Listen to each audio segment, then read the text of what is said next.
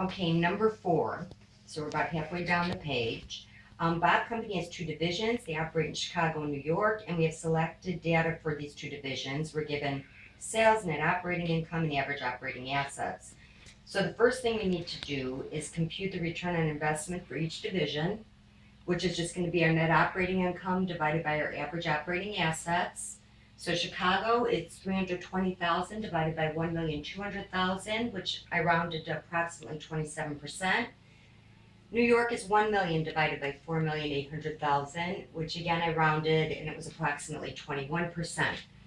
The next part of the question is assume the company evaluates performance using residual income. Minimum required rate of return is 14%. Compute the residual income for each division, and we want to know if the New York division, if their greater residual income is in any type of indication it's better managed. So first of all we have to do is figure out, we have to take our net operating income and we're going to subtract our minimum required return, of course calculated by our average operating assets. So our average operating assets for Chicago is 1,200,000. If I multiply that by 14%, I'm going to get 168,000. I didn't put New York up. It's the same concept. For New York, our net operating assets are 4,800,000, or average operating assets, I should say, are 4,800,000. Multiplying that by 14%, I get 672,000. So again, I'm just subtracting, in the Chicago case, 168,000 from 320,000 to get 152. New York, I'm subtracting 672,000 from a million to get 328,000. There's the other part of the question, which is asking is, does it show that New York is better managed? It really does not. New York is so much larger than Chicago that we cannot make a comparison. So it is not an indication. Okay, number 5. We have selected sales and operating data for 3 different divisions. And I just listed them as division A, B, and C. First thing we have to do is to determine the return on investment, which is just our net operating income divided by average operating assets.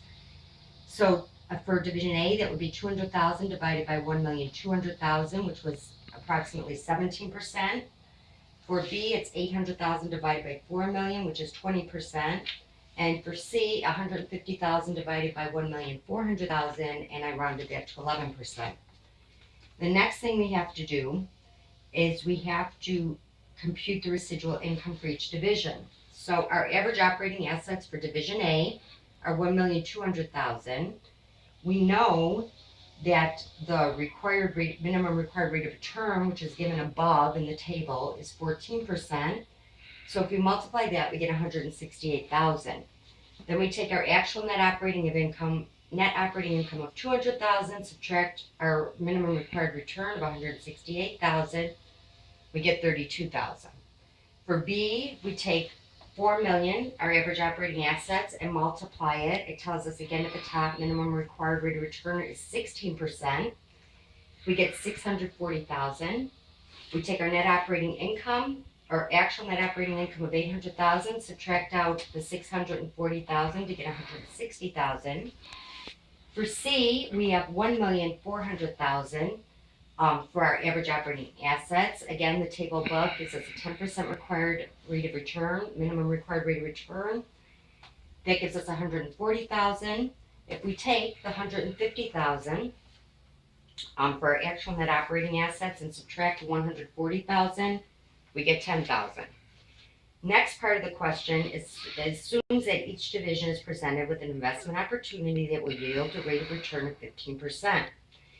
If performance is being measured by ROI, so that's our first one where we determined our ROI percentages, if it's which division or divisions will probably accept or reject the opportunity. Well, first of all, division A, we have a 17% requirement. The opportunity we're given only presents a 15% return, we'll reject it.